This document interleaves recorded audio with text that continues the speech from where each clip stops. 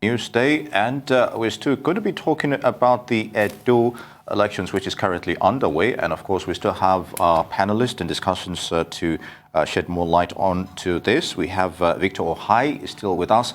Victor, it's good to have you as always. I know you've seen some of the visuals regarding these elections, but regarding the conduct, what are your impressions so far? Well, so far so good. The optics are okay. I mean, they're looking good. And I'm hoping that it continues that way. So, but like I said earlier in the day, it's when the results start trickling in, we would know if it's a piece of a graveyard or if it's, or whatever it is. But I'm hoping that everything remains this way, peaceful, and that it ends peacefully as well. Very good. And we've also got Godwin Etakibuebu, editor-at-large. Of course, we call him the guru in the media world. It's good to have you with us as well. So, it's nice being with you. Thank you very much. All right, very good. Now, on account of the conduct of the two main political parties and the contenders, are Edo people actually getting a good deal here regarding, with the prospect of a good leadership, whoever wins this election, as it were? Your question is very classical. It can be as well misleading. Either the Edo people are getting a good deal regarding good governance, either of the candidates or any of the other candidates. Okay, the good you're talking about is about the conduct of the election that will make the... I'm talking about the prospect, their attributes in terms of good governance. We're looking at their persona here.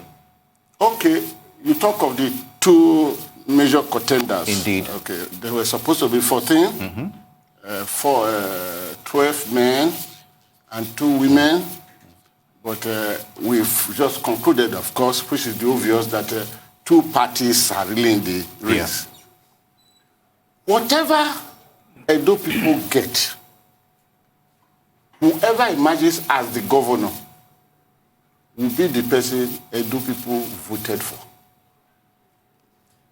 And if that person is the Edo people's choice, whatever that person metamorphosed to become shall be as dictated by the Edo people. So it will be said that Edo people deserve the leader they got eventually. But mechanisms at play here differ. You have the INEC, that is the Oga Patapata of the game, so to say, the umpire of the game. You have the security agencies that spread beyond one major unit. You have the army there, you have the Air Force there, you have the Navy there. These are 3 from this. Very good, Godwin. I would like you to hold your thoughts on that, but we're going to come back to you. We have a correspondent, EGHOSA IGUNBOR, who's also standing by in Edo. EGHOSA, it's good to have you with us again. So what is going on where you are at the moment? Thank you.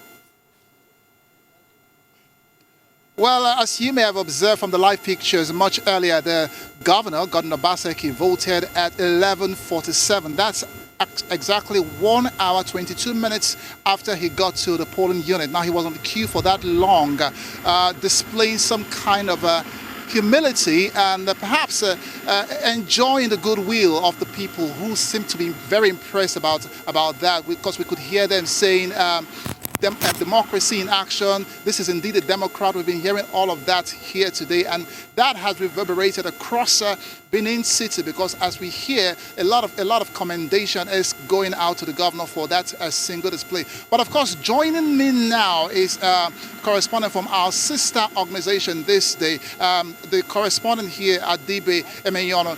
Thank you for joining me. Thank you so much. We've seen the display here. What can you make of that singular action of the governor? I think it's commendable, because he has shown good example of who he is, and if he wins, how he's going to govern the people, because he believes in protocol. He believes that you cannot just because you are a governor, you just come in and you begin giving the chance to vote. So I think it's a good one. Okay, and then again, what we've seen here today, we've seen a massive massive turnout. We see people coming out in numbers to vote. And we also hear it's the same thing in Edo Central and in Edo North. This might be a little different from what we've seen in previous elections. We understand that in 2016, the pattern of voting was slightly different. We saw a population of about 49% turnout from the large number that were accredited and registered to vote in 2016. And in 2019, during the general elections, it was about 47% who turned out to vote. But that may be different this time. Adibe, what do you have to say? Well, I think the election of today, going by the number of persons, voters we saw on ground, and all the places we visited, is surely going to surpass that of 2019. Okay, and then again, we also saw an incident where someone was being badly beaten because he was allegedly inducing the voters with money. We did see someone come in front of the governor to show the governor the money that he had received from this man, saying, and he raised the money in the sky, saying, "This is what they gave to me, governor, but I have made my choice." So we've seen some of that. We've heard all of that. In fact, we understand that this was going on behind the building where election was taking place. Adibe, you've been in Benin for a while. This kind of things, we've seen them happen, right? Of course, we witnessed about 2 or 3 incidences here where persons were caught with huge sums of money trying to induce voters. But I think from the crowd here, they were able to overpower the person and ask them to go away. It's a very good one. So, Ni and Adeswa, that's that's the update we have from here. Thank you very much, EGHOSA IGUNBOR. We'll keep in touch with you as the day unfolds. Much appreciated. Back to you, to the news guru. You were making the analysis. Yeah, I was saying that many other units have their role play to bring everything to manifestation. One, I spoke about the military. 3 units, Army, Force and Navy, they will be there. The police will be there. The National Civil Defense will be there. And maybe some other ones that one might not be able to measure. The role play of all this will contribute to the end of what we shall see at the end of the day. That's number one. Then the people, are they full with apathy? Are they really willing to do something? Have they been intimidated? This fear factor will be there to decide this thing. Then the powers of the gladiators, sometimes we want to call them predators, because their show function pushes them beyond that role of being a gladiator alone. So it has much to do. And Edo specifically has another unique transformation, the godfatherism. Okay. Because Oshomole came, and of course he was what we saw, because he approached the late Tony, that was said, not yet your time. Okay. And he went on, he disproved him, and he won. Might not be straight, but the courts, the tribunal, the court gave it to him. So he won. Meaning putting godfatherism into the pastors. But of course, it was like the dead body of godfatherism buried in the Edo was not properly buried, or probably the doctor did not really pronounce the body dead before it came. So all this one will have to play. But at the end of the day, whoever emerges will be the person that Edo people elected. And that will be their governor for the next 4 years. Okay. The mandate of... Okay, very good. Victor, let me bring it back to you. I mean, we have seen uncommon defeats, constituted authorities defeated at the polls. And from where the news guru left it, is this a battle for godfatherism? Is this an election that will determine, just how far godfathers in Edo State politics will go? Okay, just before I answer that question, I want to talk about the X factor in Nigerian politics. You can finish everything at the polls, the people may decide, but the judiciary has a final say. On that note, and anything can happen at that level as well. We have seen that many elections are determined by the judiciary, not by the people. Now, on the issue of godfatherism, they say Edo is not Lagos. We'll have to wait and see. what is happening in Edo today, obviously, is a godfatherism factor that is heating up the polity. Oshomole has left office, but he wants to remain governor, plenipotentiary or whatever. I don't know he wants to remain governor even after being a governor. And Obaseki is saying no. The Edo people are not very stubborn, very independent-minded, and that's going to play out. So we'll have to see. But in the end, it's not just about godfatherism, it's about what's in the best interest of the state. So we'll have to wait and see. I mean, people will have to judge Izeyamu. He's been in government before as Secretary of Government under Lucky Benedio. The people will have to decide if that era was best for them or if this era is best for them so that they can then take a decision as to who might best lead them going forward. Very good, Victor. Now, let's take a look at Tokunbo Taiwo's update. I believe we have him with us. Tokunbo, it's good to have you. So what's happening in your neck of the woods, as it were?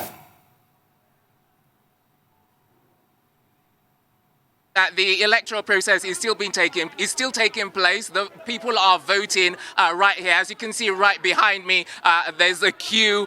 It's winding down now. Earlier on it was longer than this, but it's winding down now. There's anxiety with regards to people wanting to vote as quickly as possible. We have a number of people here that are willing to talk to us. And first up is a lady that would like to sort of gauge her reaction regarding how the electoral process has been so far. Please tell us your name and what you do for a living. My name is Obaoyedu Osayam. I'm a trader. Okay, so tell us, have you voted yet? Yes, I voted. And how did you find the process? It's nice. Okay. Did you have any fears whatsoever coming in to vote today that there might be any kind of problem whatsoever? No. Okay. So how do you feel about the electoral process? I feel happy. Okay, all right, thank you very much. Let's see if we can talk to someone else. Perhaps he might be able to give us more info regarding the expectation and how this whole process has been. Let's see if we can get him to talk to us now. We have a man in an orange shirt. Please tell us your name and what you do for a living. Well, my name is Godwin Ovilokum. I'm electrical engineering and I'm a licensed contractor too. I'm here since yesterday at Tugboko Ward, Igodo, Unit 26. So yesterday we are here, no fight, nothing. Everything goes smooth.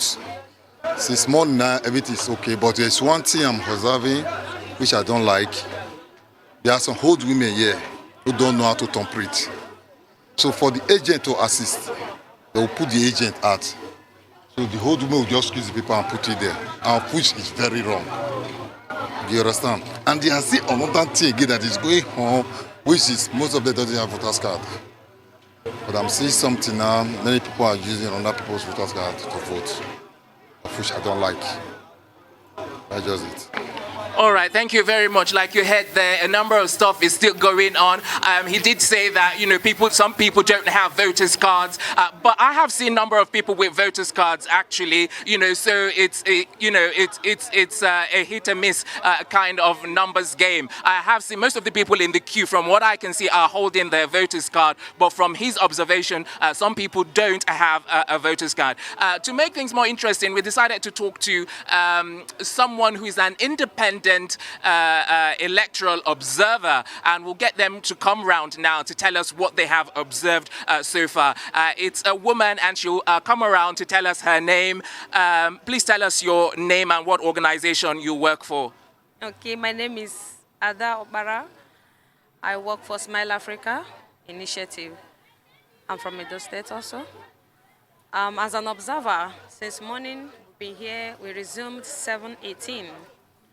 And INEC resumed also 8:02, and everything has been going well. Things are still in order. Here, still calm. And I appreciate the people of this community, Igododo, for obeying the rules laid down for them for COVID-19. I love them for that. Even when the Pastor Izeyamu came to cast his votes, I saw people majestically obeying, being in the queue. In fact, they're okay. For now, everywhere is still calm here in this community. Now, what have you observed that they haven't followed through on, based on your observations? You've said some of the things that they've done well. What are some of the things that they haven't done properly? Oh, social distancing is still our challenge. Social distancing, indeed. Thank you so much. Yeah, so in as much as a lot of people are wearing masks here, unfortunately, they're not sticking to the social distancing rule. There's a lot of lack of patience now, but earlier on everything was going smoothly. But now everyone really wants to cast their vote.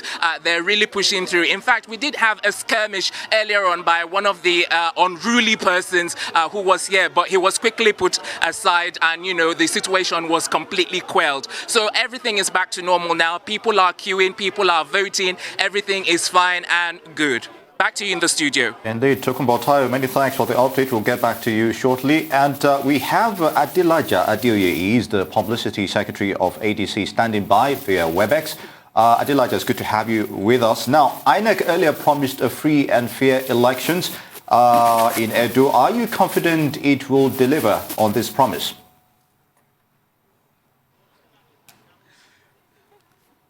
A previous election conducted by INEC, we know their pattern and we know what they have done. You see, at this point in time, we can only just hope that they match their promise with what they will deliver, because we don't want to preempt them now, but we are still watching. Of course, we are following the report of what is going on the field. So based on that, at the end of the day, we'll know what we'll say in this regard.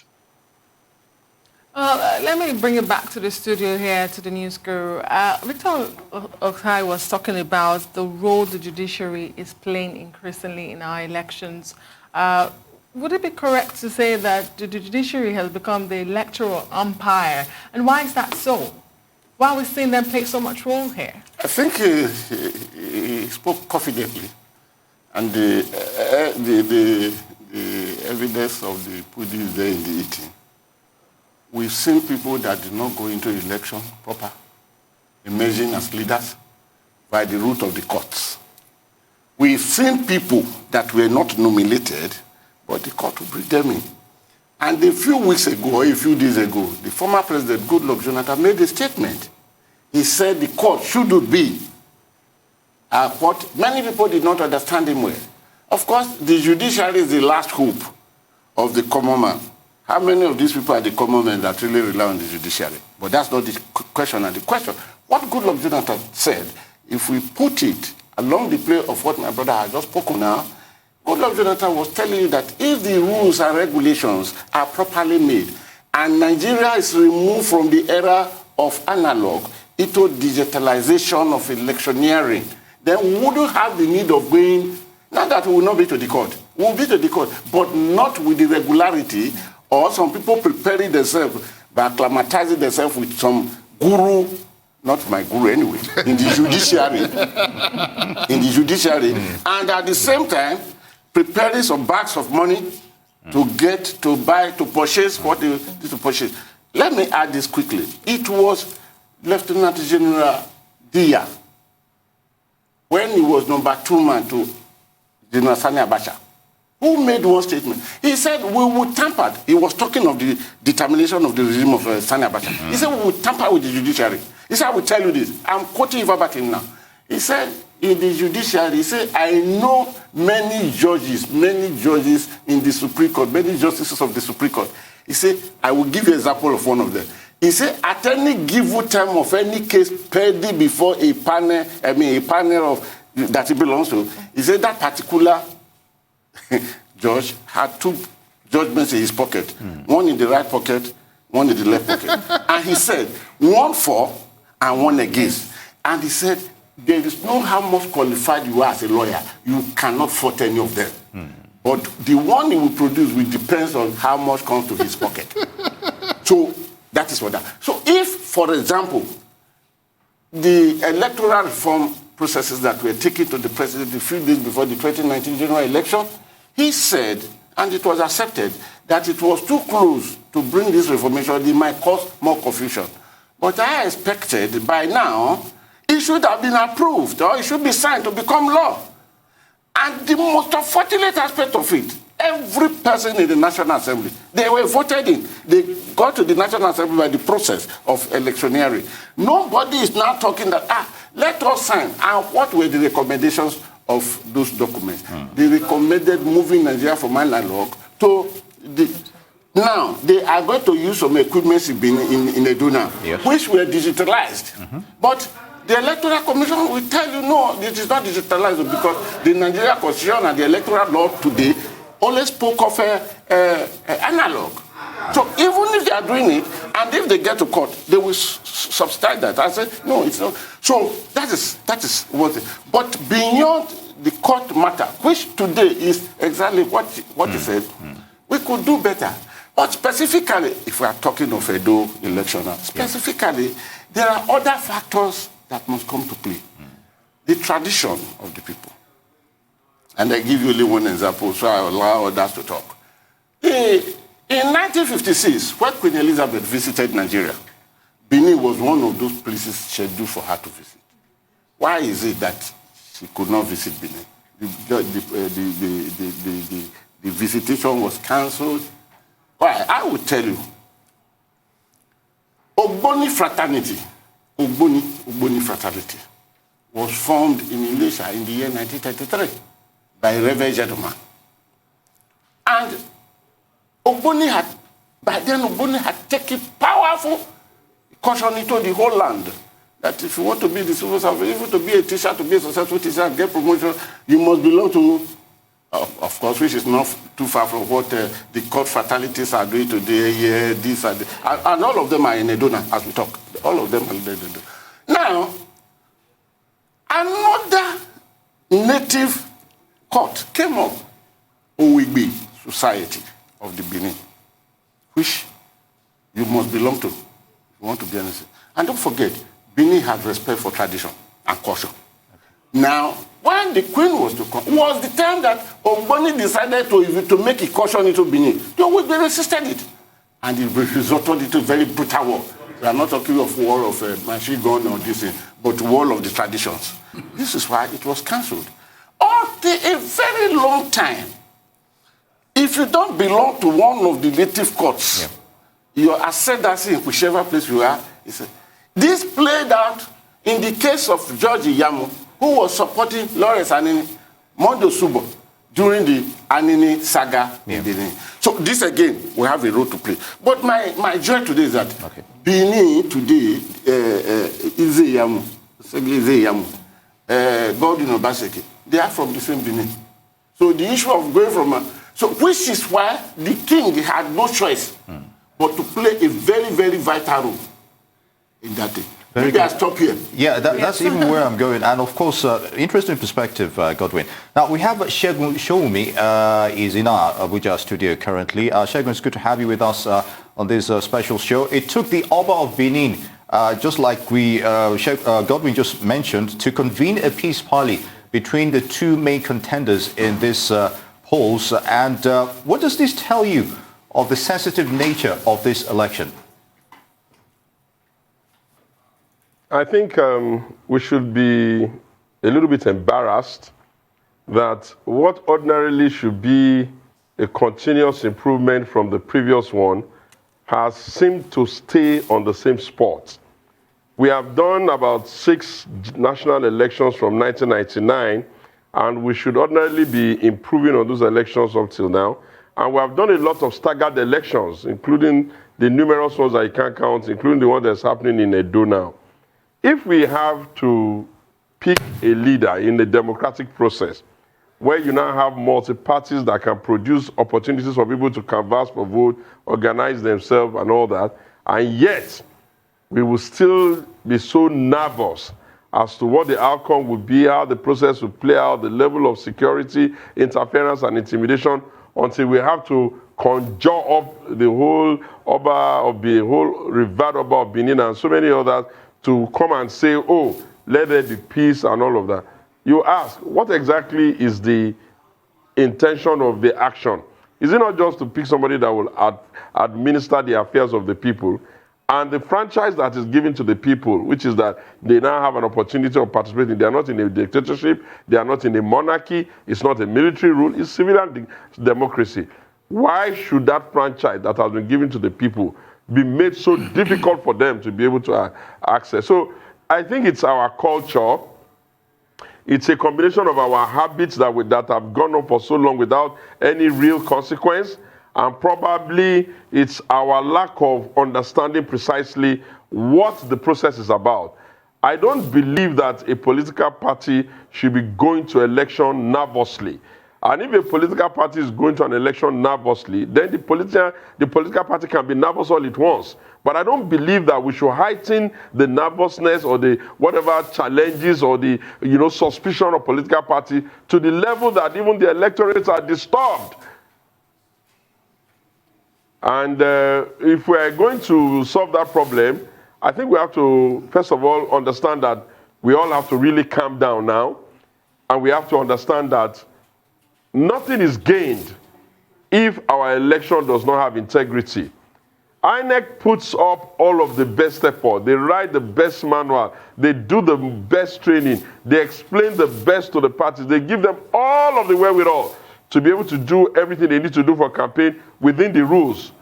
But if we as human beings will not play well, will not be sober about the process, and will not respect democracy and what democracy requires, then who are we going to blame but ourselves? So we want to thank the Oba of Benin for admonishing everybody to be peaceful. And we want to thank all of those who are also involved in the peace process, the CDCs, all the observer organizations. Thank you for teaching us to explain it to us that we have to be decent human beings before we can first try to be people that can participate in an election. So far, so shaky. There have been situations where we've had flashes of issues, but I think relative to the heightened fear that we had before going into the election, I think we can say, given our history, is progressing rather not as convoluting as we had expected. But again, what is at stake is the Edo people are trying to pick a candidate that would administer Edo for a term of 4 years according to our constitution. Okay. It is you cannot serve people do or die, and you cannot serve them by force, and you cannot serve them by killing them or maiming them. Mr. Sowunmi, you spoke generally about the people and the role of the people, but I want to be specific about the role of political parties. You're a member of the ruling party in Edo State, the PDP. Do you think that your party and political parties in general have helped this situation? For instance, yesterday we heard of presence of governors of your party in Edo State. What was the need for that last-minute intervention, last-minute solidarity? What was needed to be said yesterday that haven't been said in the months of the electioneering campaign period? Don't you think that heightens the situation, the temperature, the political temperature in Edo State? Do you think that would help the situation at all? Should you not take the blame here? It gets very frustrating when it gets very frustrating when managers of narrative, the media, tries to do a revisionist agenda. What you speak to has to do with Governor Wike being in Edo State. You need to know that as the chairman of our campaign council, and there is a reason for him to be there. On the other side, you have a Danguje and a few others who, from their own campaign council, who probably have reasons to be there. We needn't begin to pretend as if we do not understand where the balance of power is in our country. The balance of power is always with the party at the national. And the PDP has been at the national before. When we were at the national and we were in charge of the same coercion of instruments of state, I am sure that Adams Oshomole, who is now in APC and now the embattled and removed former chairman of APC, he contested an election under the PDP's watch of Jonathan. And to our credit, he is on record of saying he's happy that it went well. What we have noticed over time is that upon winning an election in 2015 that was superintended over by PDP presidency, the APC has convinced itself that there will be no alternative voice in the land apart from its voice. There will be no alternative political party in the land apart from its party.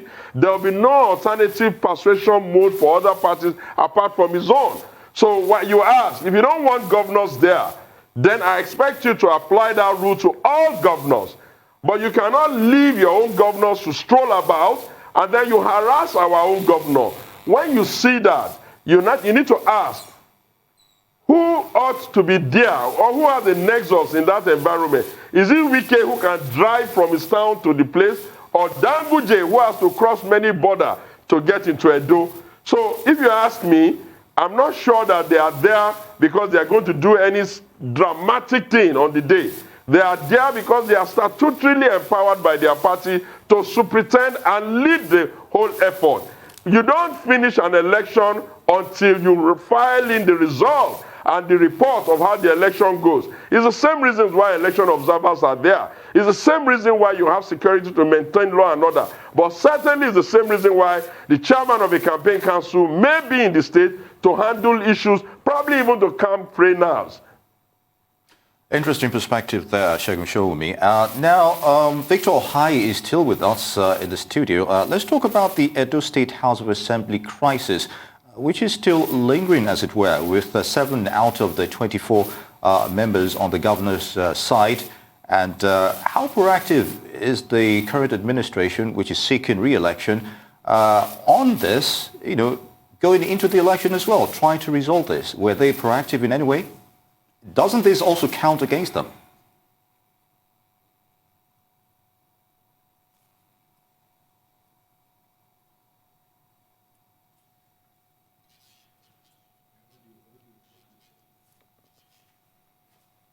We seem to have an audio problem with the audio connection there with Victor Ohai. We still have Mr. Adelaja as well of the ADC. Mr. Adelaja, would you like to respond to that question? ADP. Of the ADP, beg your pardon. Yeah, thank you so much.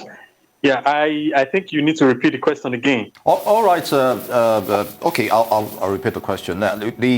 The Edo State House of Assembly crisis has been lingering for some time now. 7 of the members are with the governor out of 24. So in that perspective, do you think the administration was proactive in at least quelling this before the elections? Because these are some of the issues people are looking at, in terms of re-election.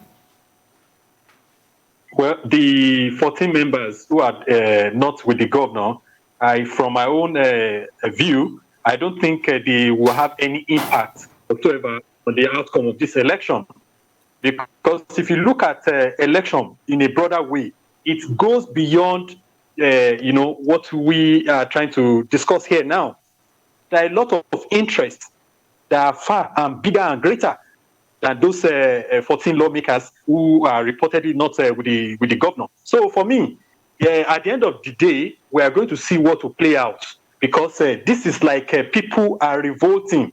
People want to take their independence. We know why this election, we know why we have massive turnout in this election. We know, external influence and interference, from specifically a statement made by the former governor of Lagos State before this election.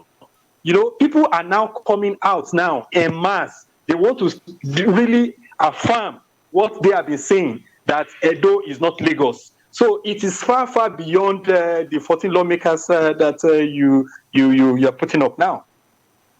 Very good. I understand that Victor Ohai's mic is up and running. Now, Victor, this goes to you.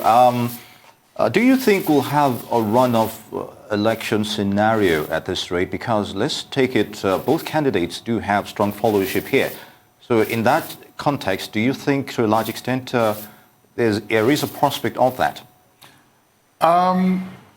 It is a neck-to-neck battle, without a doubt. It's very close, but leading to the election, a few things have come to play that may just not give us that runoff anymore. One of them is what the ADC spokesperson just talked about. I told you earlier on that Edo people are very proud people. if people who didn't want to come and vote before, the mere fact that Tinubu made the statement that he made, fired up a lot of people who would ordinarily not have bothered to vote to come out and say, no, you cannot come and do this in the state. But if we didn't have some of the factors, some of the things that happened in the last, it's still close. But if we didn't have that, frankly, it's a close call. The two candidates are very strong. Edo Central, which is, in terms of the 3 senatorial districts, Edo Central is the smallest, but it's also a PDP stronghold. So to a very large extent, you can be sure that they would dominate in that area. South is where both candidates are from. That is going to be very, very close as well.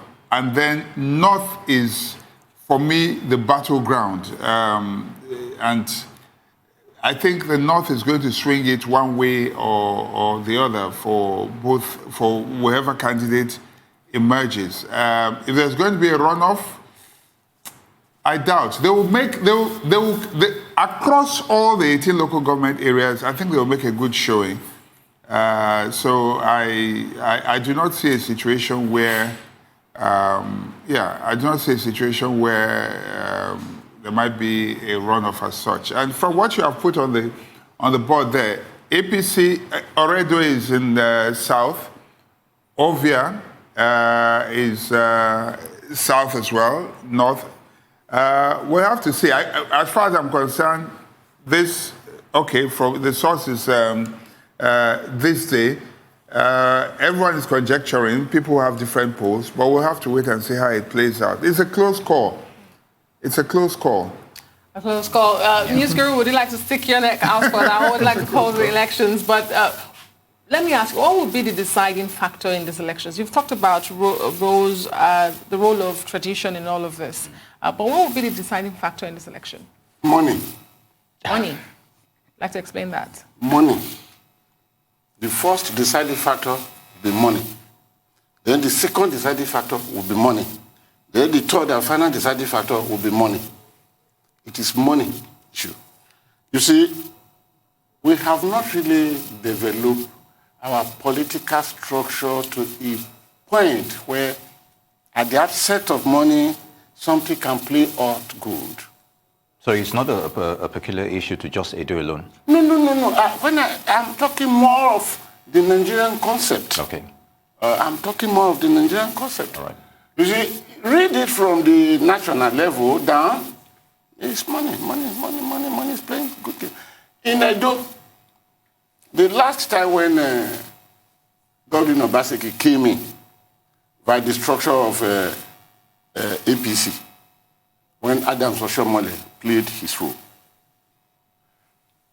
the election was postponed, if you will recollect. Yes. A few days, the election was postponed. As the 2019 general election was equally postponed, while people were waiting, that very unholy hour of the night, the then Oga Apaya came and said, why was the election postponed then?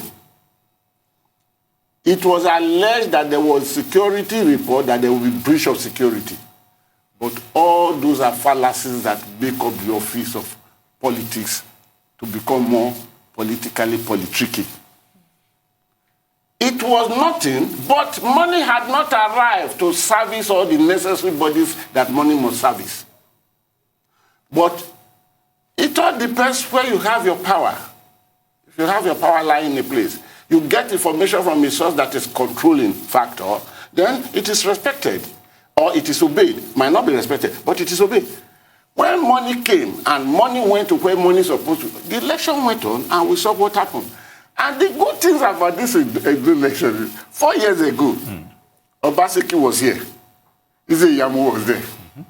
Today, Obaseki is not there. Yamu is not here.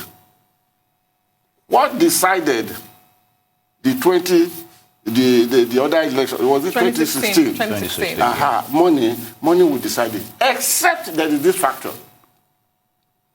It seems the Edo people, I thank my brother for making the statement that the Edo people are very, very proud. They are very, very proud of what belongs to them. You see, there is nothing wrong for Edo community to see their son be beaten by another son in a fight in the public.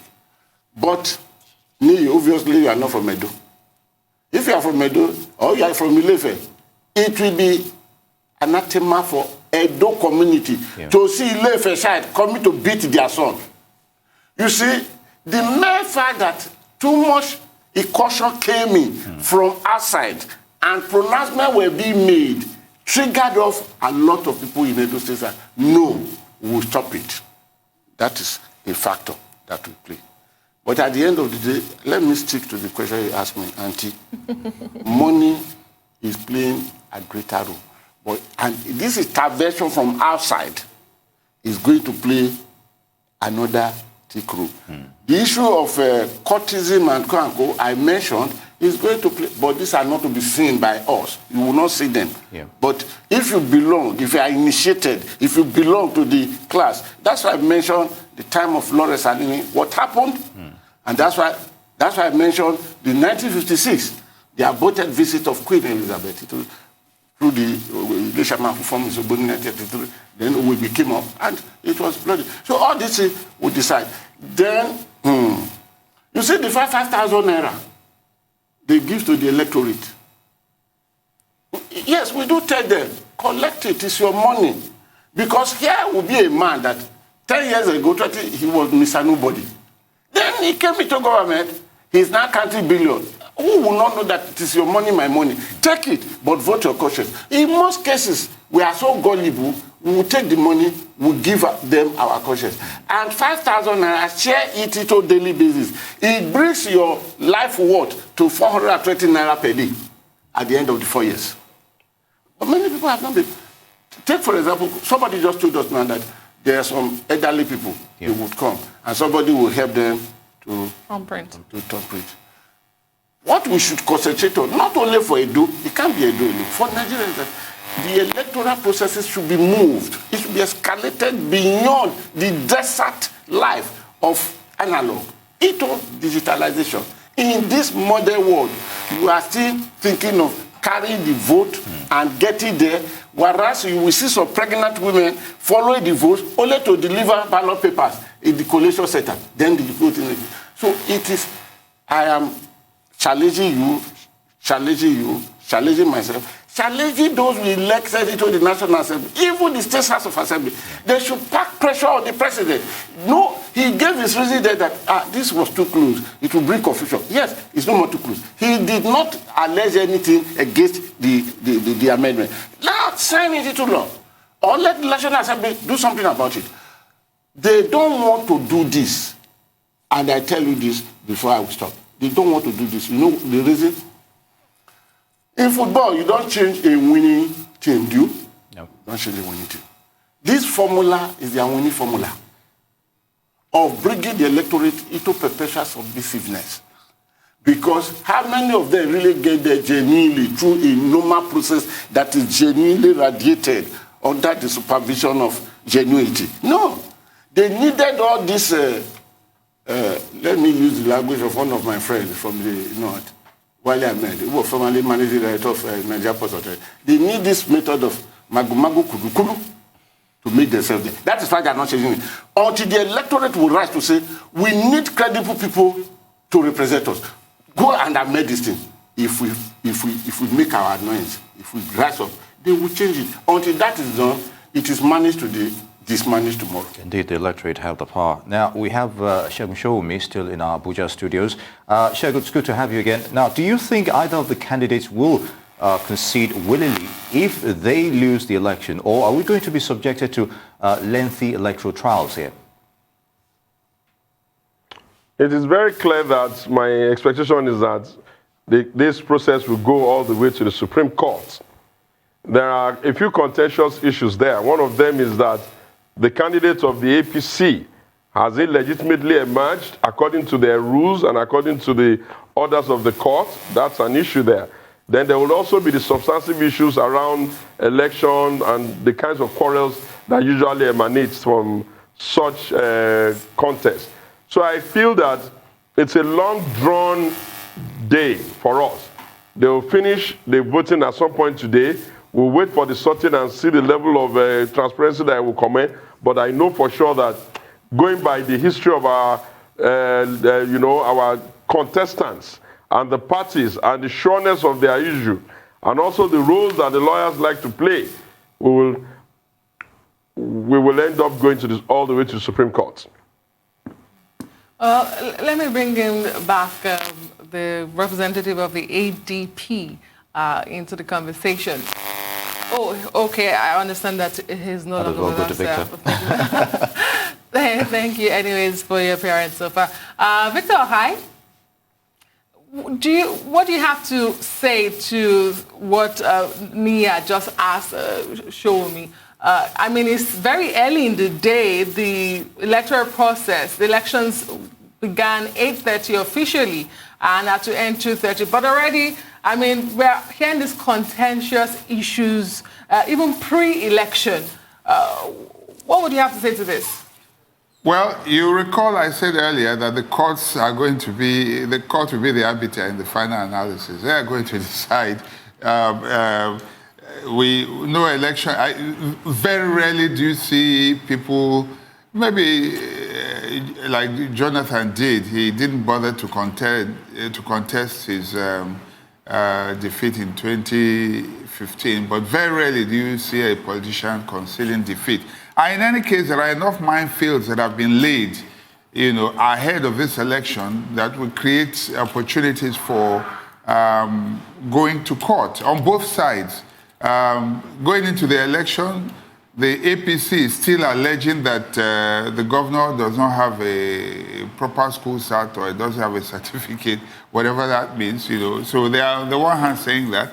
And then we know about the Gaidam factor as well in the APC, about the primaries of, and there was a judicial pronouncement or a judge, I think, whether an Abuja High Court or so Federal High Court just brought to judicial notice the fact that the nomination of the APC candidate was not properly done. So that is another minefield and, if you like, gold mine for lawyers to exploit going into the election.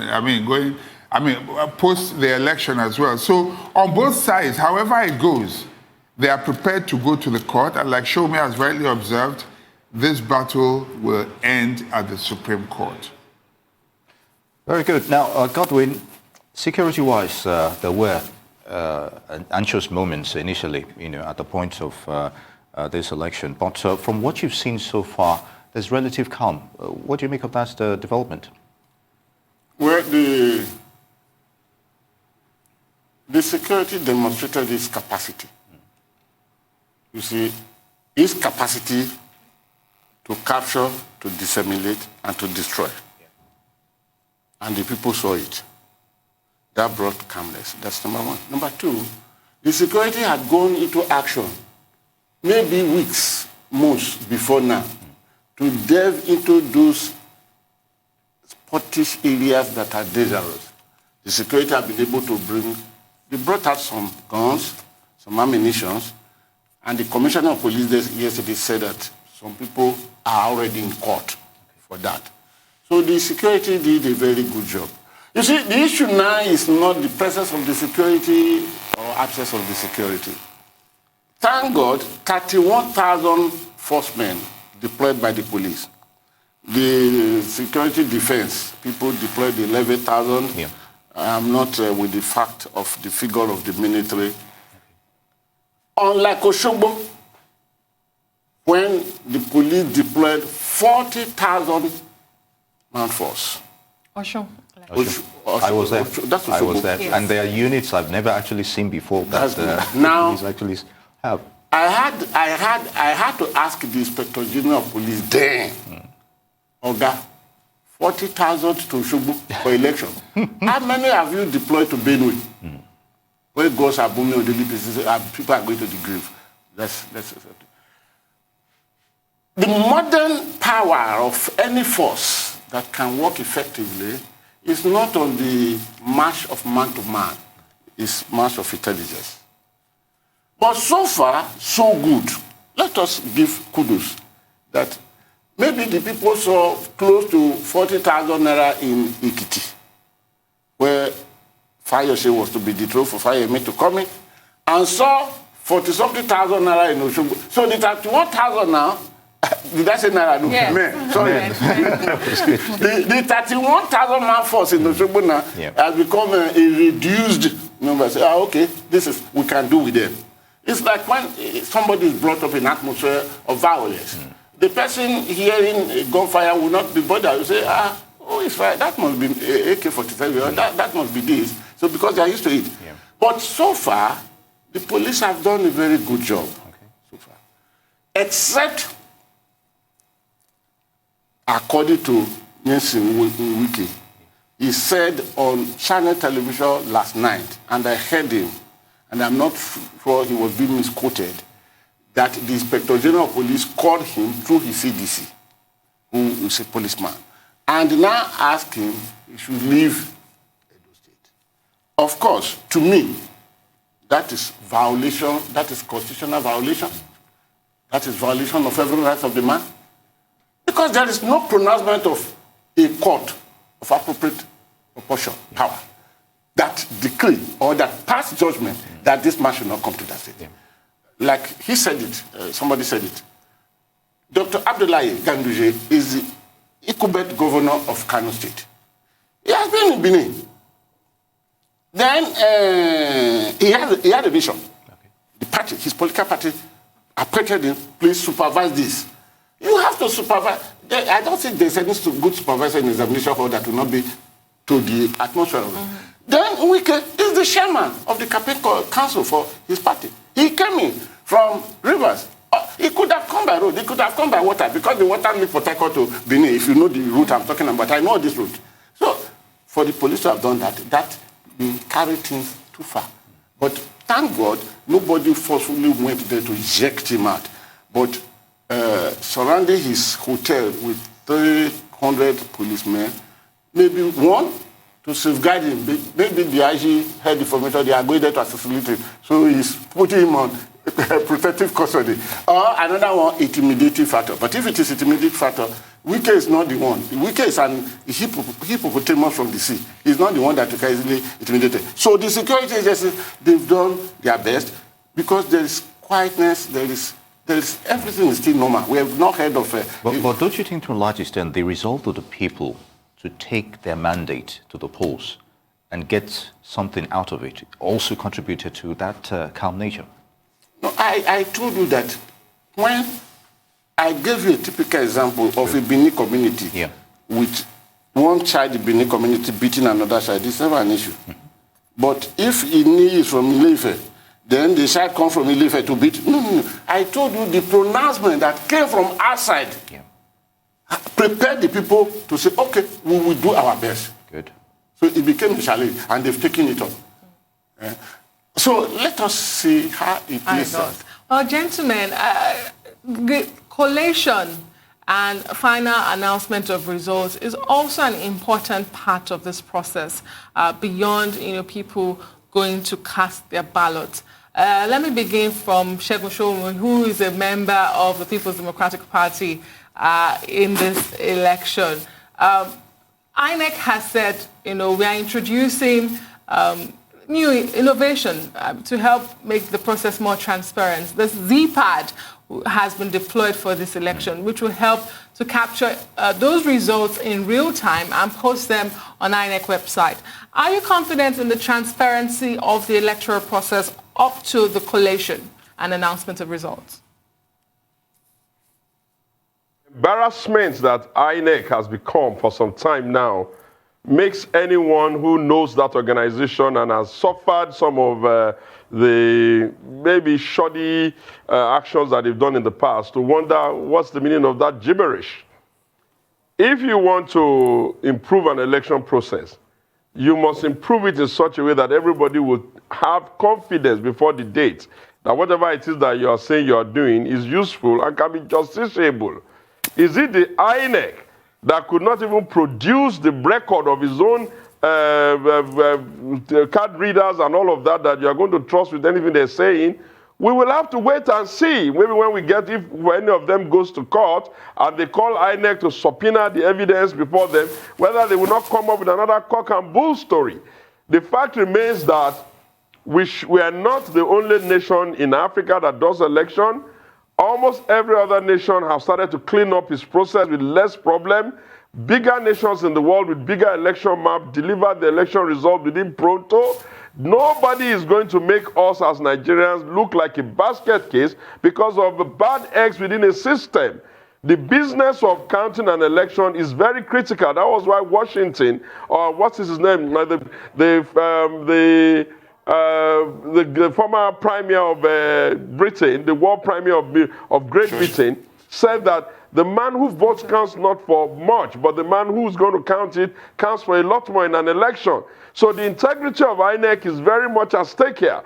What people want to see is an election process that delivers an outcome that everybody can maybe be angry if they lose, but at least know that the process is respected. And if for whatever reason is subjected to litigation, then INEC cannot become a party to one of the combatants and begin to, jump into the case as if, it's a mess. We need to clean up the act. We need to get a fit-for-purpose electoral act for ourselves. The president needs to save us, save himself, save the entire country, the embarrassment of not signing an improved electoral act. And then the political class needs to mature up. The business of going for election, you canvass for vote, you present candidates, and then when the election canvassing period is over, you shut it down, and you allow the people to take ownership of their franchise. What differentiates a dictatorship from a civilian democracy is that the people must have their free will. In this election in Edo now, early reports is suggesting that the whole process is ridiculously monetized. You will want to find out exactly how are they even able to come up with that much cash. If the people that are regulating the banking system in the country know what they are doing, is there not a rule that says you can't even be caught with a certain amount of cash? But in Nigeria, it seems that everything is like difficult, even things that other nations have long left. We are supposed to have left this Egypt, but it appears as if the APC, upon winning in 2015, an election that we managed for them, are now insisting that we're going to go and start all over again from maybe 1979. To put you on the spot, from those reports you said you have heard about the monetization of this process, are you observing your party? Any reports about your party being observed from this? I have observed my party, and I have not found any credible intelligence to say that anything over the top is happening there. What I have heard is that I'm even amazed where they could find the money. The figures we are hearing there is humongous.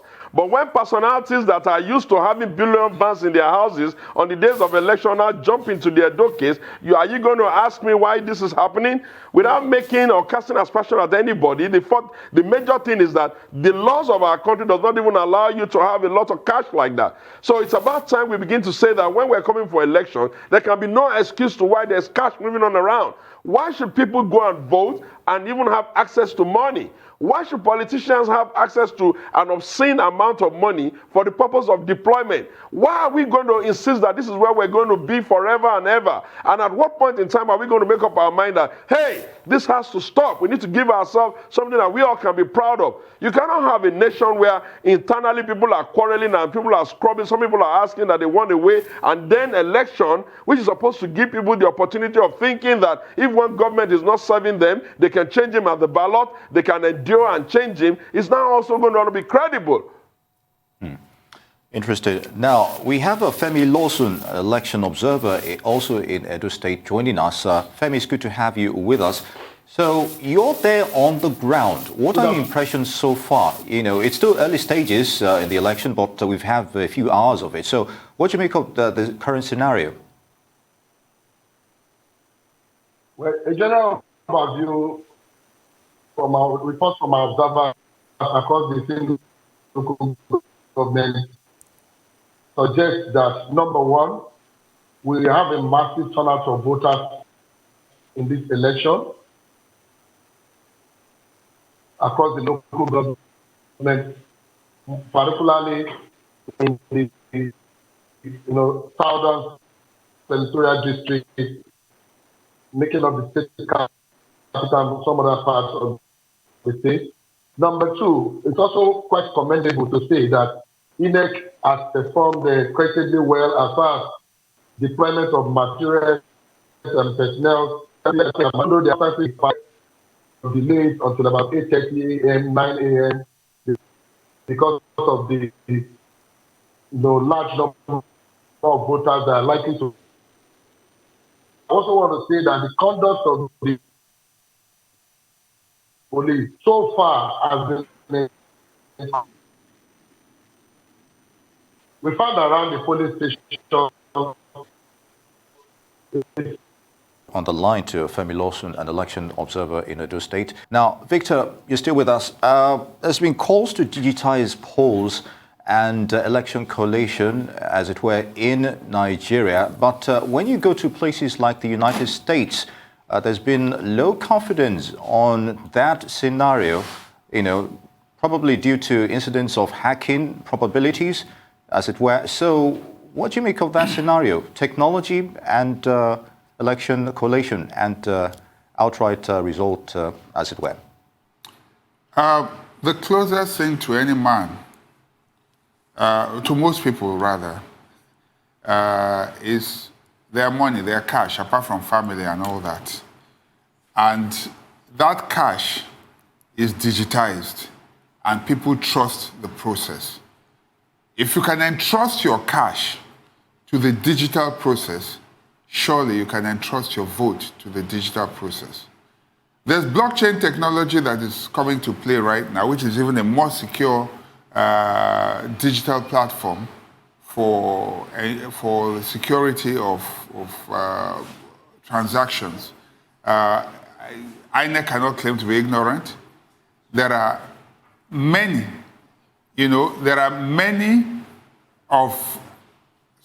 many people right now, there are many countries right now that have deployed this technology and it is working for them.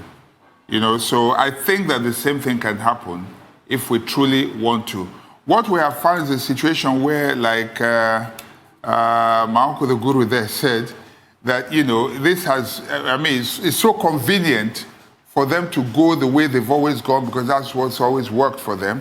And so they don't want to see anything different. But like we repeat, if we can trust our process, if we can entrust our money to a digital process, surely we can entrust the electoral process to a digital process as well. The news guru, Segun Sowunmi's allegations didn't come as a surprise to you because you had said a deciding factor in this election will be money. Mm-hmm. I'm sure that didn't come as a surprise. But undermining voters' free choice of their candidate, how do we address this? How come this has gone unaddressed for so long? Because it's not new. Some people even say it has morphed over the years from the days of having naira notes in the middle of bread loaves. It's already in the genes, as it were.